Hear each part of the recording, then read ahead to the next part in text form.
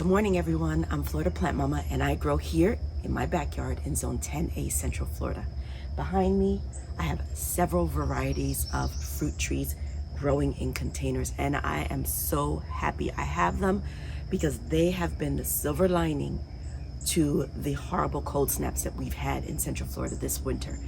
My trees have definitely taken a hit this winter in Central Florida. This was once my beautiful sweetheart lychee tree. She used to be in a pot, but in the fall, I decided to move her into the ground because I thought she'd been growing in a pot for 2 years, and these are known to be pretty cold hardy, especially here in Zone 10A, Central Florida. So I figured this would be the perfect spot for her to actually grow in the ground, and wouldn't you know it, 23 degrees said no. If I had just left that lychee tree in the pot, she would have been shuffled to the garage just like the rest of my potted fruit trees, but no. I think she may be one of my many casualties this season, but it's okay because again, I've got my silver lining, my fruit trees in pots. That's one of the pros of growing fruit trees in pots. Easy movability. Well, maybe not easy, but definitely movability. During those hurricanes, during the cold snaps, you can move the pots around, bring them to the garage, shelter them from harsh weather conditions. Another pro is that you can get them established earlier when you plant them in pots. And some varieties of fruit trees will even fruit faster when grown in pots. That little bit of stress just pushes them. If you have limited space, for example, growing on a balcony or a small patio, then your potted fruit trees are definitely helpful there. Now, there are also some cons associated with growing in pots. The biggest challenge is the labor involved in moving pots around and watering. That means hand watering for me nearly every day in the summer. The other thing about growing fruit trees in pots is that they can only eat what you supply them, so you have to keep them well fertilized. They can also have decreased lifespans when growing in pots. And let's face it, pots and soil are not cheap.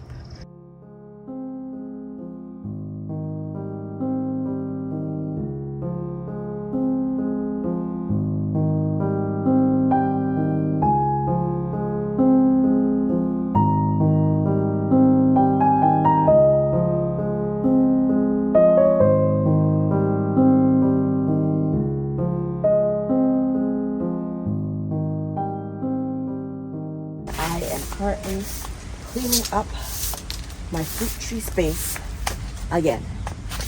So these got moved back out from the garage and they are ready to start their spring journey. So I am cleaning up and I am fertilizing the fruit trees today.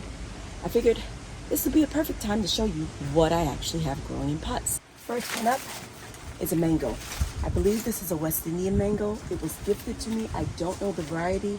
It's gotten a little bit too tall, so I'm going to cut it back.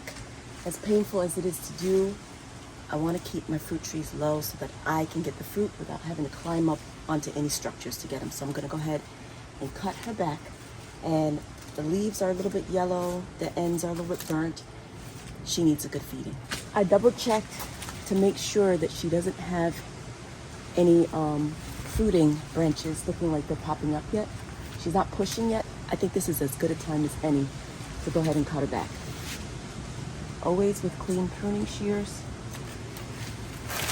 Here we go. These mango leaves will be saved and dried for tea. And I may go ahead and plant this branch and see if I can get it to root. You never know.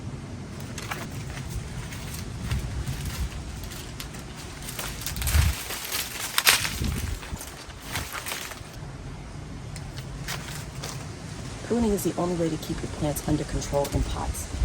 So as painful as it is, it has to be done.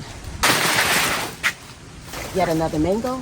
This is a namdak mango tree. And she's also not pushing. Technically,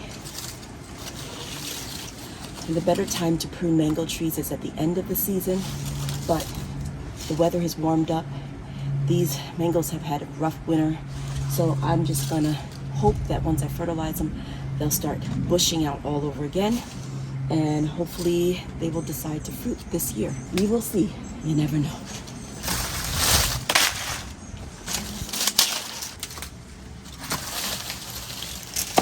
Next up is an allspice tree. Not exactly a fruit tree, but I'm counting it as one of my sensitive fruit trees.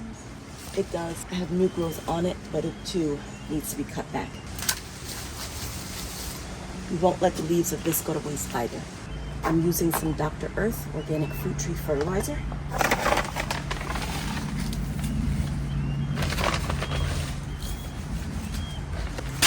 Putting in a couple of good handfuls.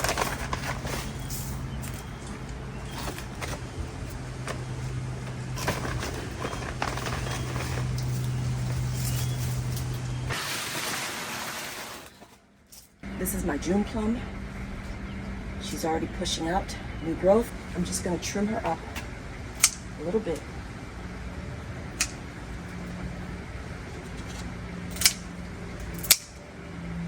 For some reason, these don't ripen while they're on the plant.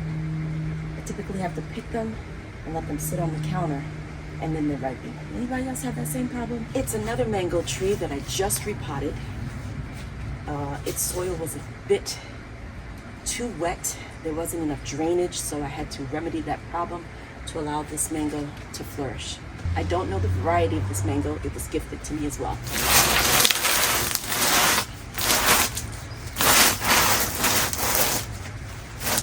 And next we have, this is one of my prized P22 mango trees. You can't tell because she got really badly damaged. I left her out during one of the cold snaps and she just didn't fare well at all. This was the only one that I think is a casualty of my potted fruit trees. We may have a chance. I've got the little stick here and I do see a little bit of green. I'm gonna cut back a little bit and see what happens. The graft is here, the plant is here, so I'm just gonna cut a little bit off the top to see if we're still alive. No, no, no. Oh, there's a little bit of green there above the graft. Oh, thank goodness. There is a chance yet for this little P22.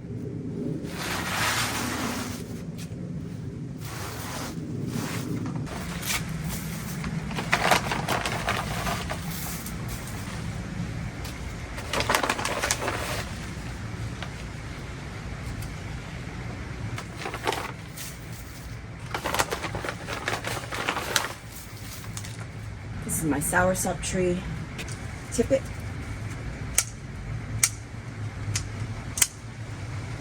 To stimulate some new growth.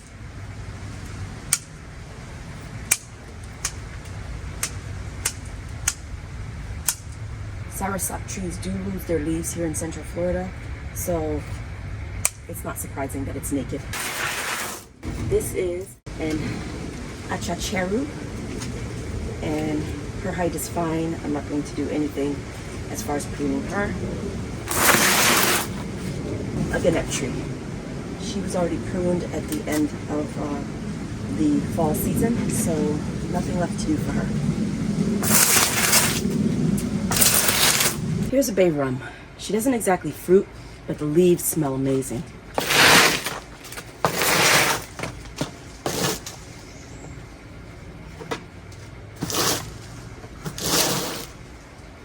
She doesn't require extremely bright sun, so she'll do well there. Ambarella and Jamun.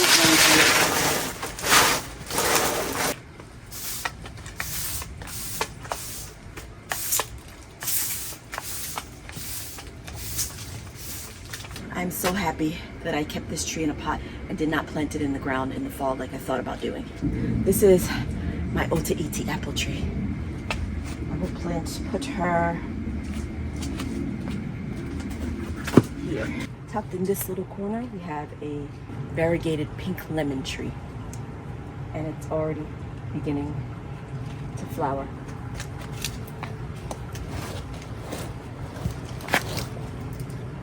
This is a Guinep tree grown from seed. She's looking a little rough, but I think she'll bounce back. No pruning necessary here. We have my Jamun plum, which almost did not make it. I left this thing outside during the first cold snap and I thought she was dead. but she still has leaves. I'm just gonna trim her back a little bit here. Just a tiny smidgen, nothing major at all. And that's it. She will need uppotting very soon. I'll probably get to that in the next couple of weeks. Next, another Otaheite apple. She did get a little bit of damage. We've got an entire branch here that looks like it's not doing much. So I'm just gonna cut her back. There.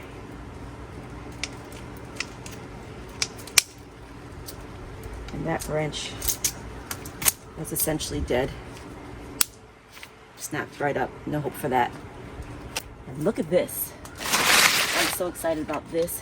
This is my silver lining right now, besides the veggie beds.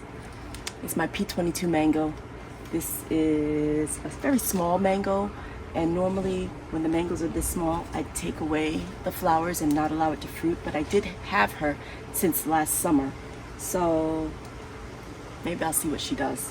And I have 2 more Guinep seedlings grown from seed. There.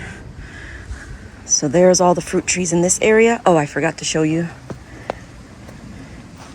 the blueberry bush area. Those are the blueberry bushes. I have 1, 2, 3, 4, 5, 6, 7, 8, 9 blueberry plants here. That's all for today, folks. Thank you so much for watching. Have a blessed and beautiful day.